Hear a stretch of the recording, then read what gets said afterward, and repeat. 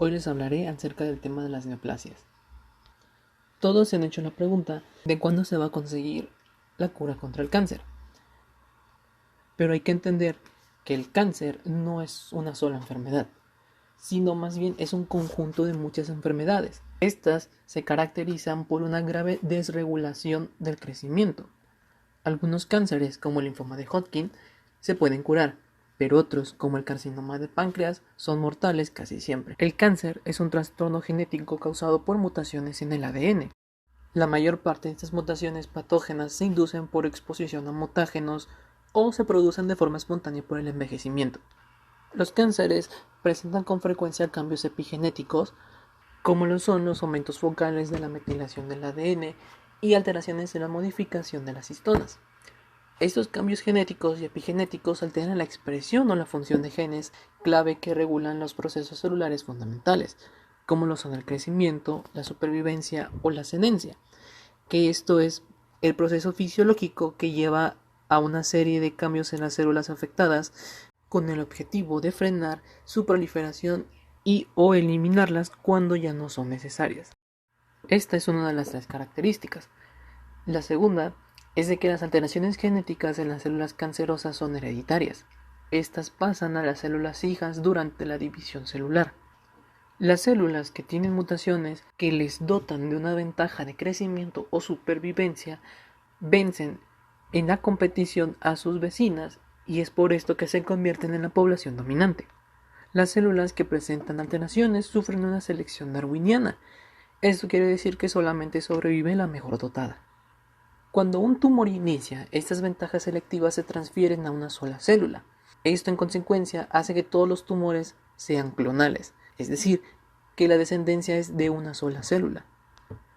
Pero después de iniciarse, la selección darwiniana sigue modelando la evolución de los cánceres, dado que favorece a la aparición de los subclones, definidos a nivel genético con características más agresivas. Y tenemos también que las mutaciones y alteraciones epigenéticas dotan a las células cancerosas de una serie de propiedades que se llama de forma colectiva características del cáncer.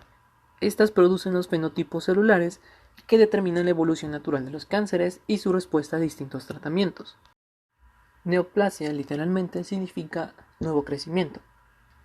Todas las neoplasias dependen del huésped para su nutrición e irrigación. Las neoplasias derivadas de los tejidos sensibles a hormonas también necesitan apoyo endocrino y en esas ocasiones se pueden explotar estas dependencias con fines terapéuticos. En el lenguaje médico común, una neoplasia se denomina tumor y el estudio de los tumores es la oncología. En los tumores existe una división, los cuales son el benigno y el maligno.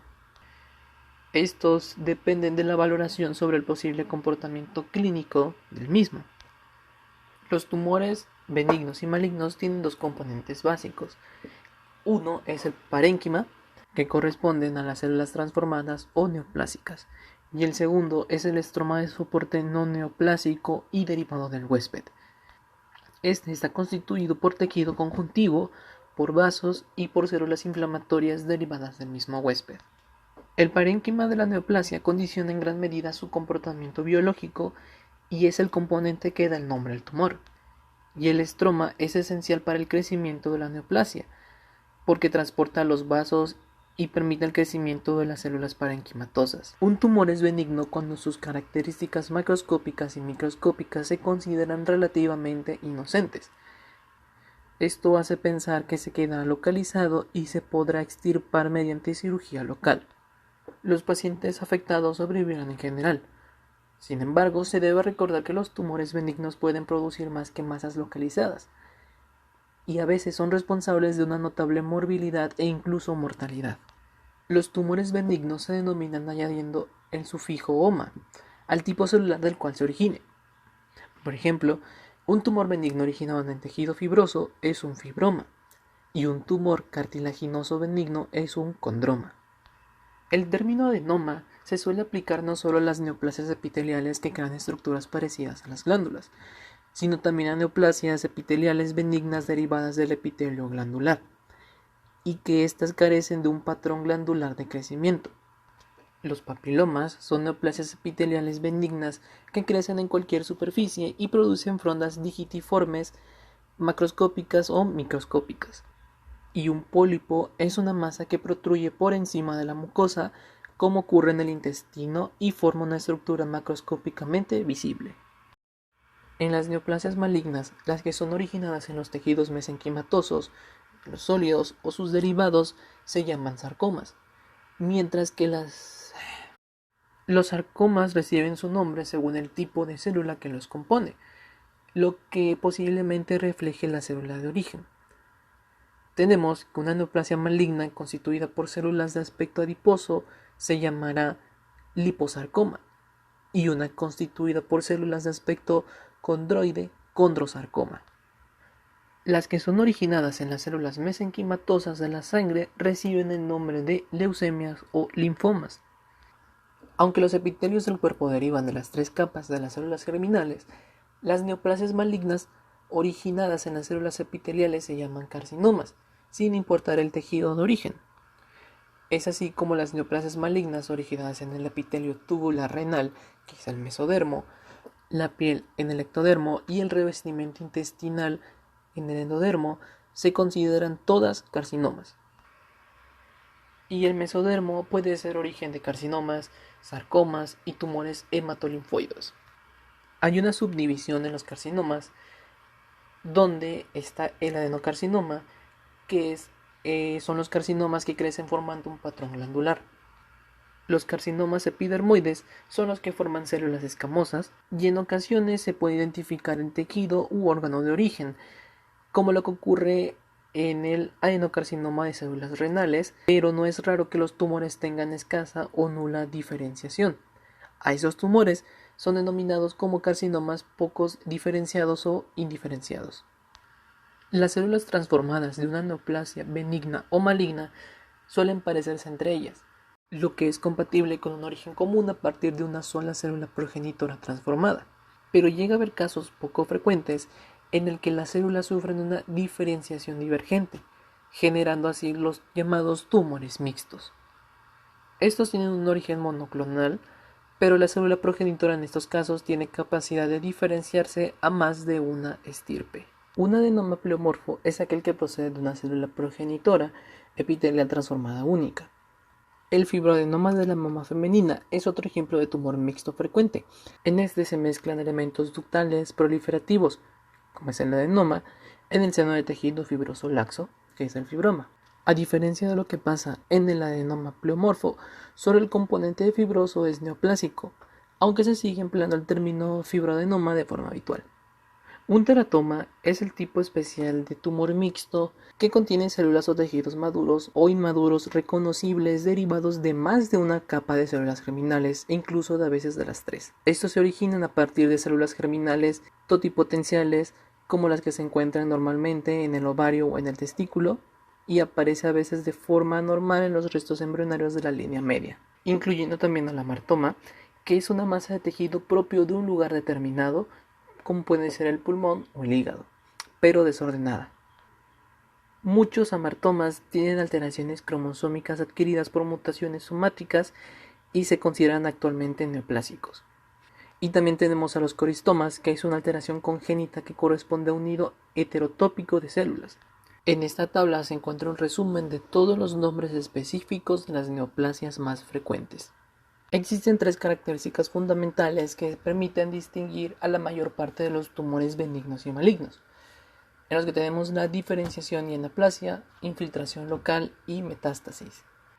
En la diferenciación alude al grado de parecido entre las neoplasias y las células parenquimatosas en que se originan, tanto funcional como morfológicamente, y la ausencia de diferenciación es a lo que se le denomina como anaplasia. Un lipoma está constituido por células adiposas maduras llenas de vacuolas citoplásmicas de lípidos. Y un condroma es una neoplasia de células cartilaginosas maduras que sintetizan la matriz cartilaginosa habitual. El estroma que aporta el riesgo es clave para el crecimiento de los tumores, mas no ayuda a diferenciar los benignos y los malignos. Pero la cantidad de estromas sí determina la consistencia de la neoplasia. Tenemos a la desmoplasia, que es un cáncer que induce un estroma denso fibroso abundante, que los vuelve duros y se denominan como tumores escirros. Los tumores anaplásicos están constituidos por células indiferenciadas, que es un rasgo que indica de forma fiable la malignidad. Las células anaplásicas suelen tener ciertas características morfológicas. Entre ellas encontramos el pleomorfismo, quiere decir que hay una variabilidad de tamaño y forma. Bien, en la imagen se puede notar la diferencia de tamaños que hay entre las células y los núcleos. Se puede notar también el hipercromatismo, que es el color oscuro en los núcleos, y la presencia de las células tumorales gigantes. También están las alteraciones nucleares, que en estas son las que se incluyen el hipercromatismo extremo, que es una tinción oscura, la variabilidad del tamaño y forma de los núcleos o presencia de nucleolos únicos o múltiples anormalmente prominentes. También se pueden formar células gigantes tumorales. Estas son mucho más grandes que las células vecinas y pueden tener un núcleo enorme o varios núcleos. Las mitosis atípicas, que es la presencia de múltiples usos anárquicos que pueden dar origen a mitosis di o tetrapolares. Estas pueden ser numerosas. Aquí se puede ver que tanto las células como sus núcleos varían de tamaño y forma. Llega a ser posible de que las células tumorales bien diferenciadas conserven su capacidad funcional de las equivalentes normales, mientras que es mucho menos probable que las células tumorales anaplásicas conserven una actividad funcional especializada. Los cánceres de origen endocrino pueden elaborar algunas hormonas ectópicas.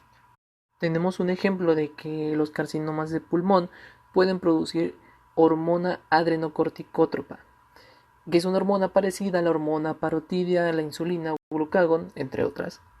Otro aspecto importante al hablar de la diferenciación y la anaplasia es la displasia. Esta es la proliferación desordenada.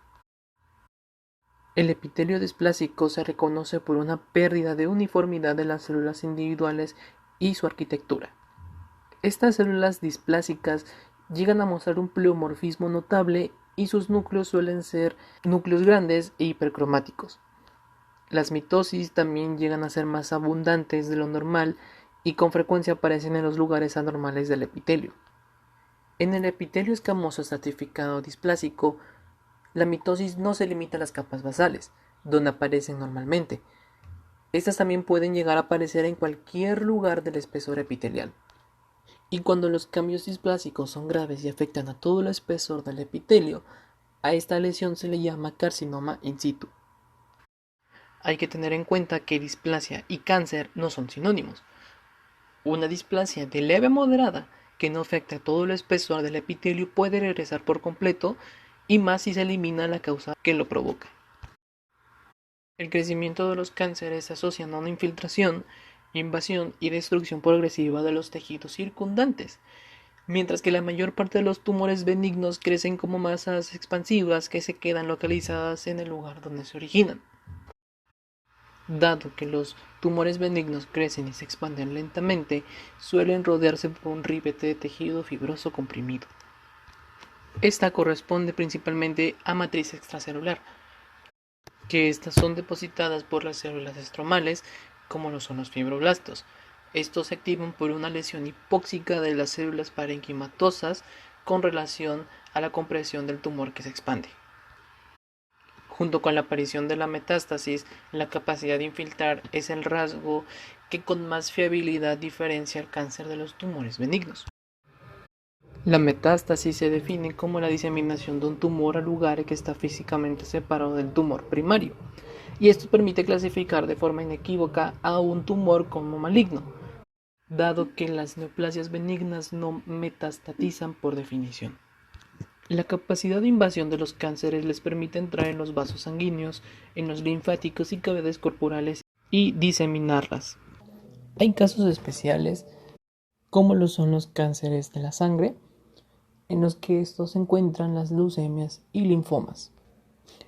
Estos tumores derivan de las células formadoras de sangre, que estas normalmente tienen la capacidad de entrar en el torrente circulatorio y circular a lugares alejados. Esto por consecuencia, y con raras excepciones, las leucemias y los linfomas están considerados enfermedades diseminadas en el diagnóstico y siempre se consideran malignos. Como se aprecia en la imagen del hígado, todas las manchas claras pertenecen a la metástasis del carcinoma. Y estas neoplasias malignas se llegan a diseminar por 3 tipos de mecanismos. En el primero tenemos lo que es la siembra de las cavidades corporales. Esto ocurre cuando las neoplasias invaden una cavidad corporal natural. Esta vía de diseminación es especialmente frecuente en los cánceres de ovario, que suelen recubrir de forma extensa la superficie peritoneal. También tenemos a la diseminación linfática, que esta es más típica de los carcinomas, mientras que la siembra hematógena es la más frecuente en los sarcomas. Como bien sabemos, hay muchas interconexiones entre el sistema linfático y el vascular, de forma de que todos los tipos de cáncer pueden diseminarse por una o ambas vías. El patrón de afectación ganglionar depende fundamentalmente del origen de la neoplasia primaria y de las vías de drenaje linfático local. Llega a haber en algunos pacientes en que las células cancerosas parecen viajar por los canales linfáticos de los ganglios más cercanos y quedar atrapados en los ganglios más alejados, que esto es a lo que se le llama metástasis saltatoria. El ganglio linfático centinela es el primer ganglio que recibe la linfa de un tumor primario. Estos pueden llegar a ser identificados mediante la inyección de contraste azul o marcadores radiomarcados en la proximidad del tumor primario. Y las biopsias del ganglio centinela permiten determinar el grado de diseminación del tumor y se llega a usar para planificar el tratamiento. A pesar de que los sarcomas suelen metastasizarse por vía hematógena, los carcinomas también pueden hacerlo. Cuando se produce una invasión venosa, las células transmitidas por vía hematógena siguen la circulación venosa que drena la neoplasia y las células tumorales suelen detenerse en el primer lecho capilar que se encuentra. Algunos carcinomas muestran tendencias a crecer dentro de las venas. Los hepatocarcinomas suelen invadir y crecer dentro de las raíces de las venas portas y hepáticas, llegando a alcanzar los principales canales venosos. Y es muy importante saber que este crecimiento intravenoso no se asocia a una diseminación generalizada. Y por mi parte sería todo.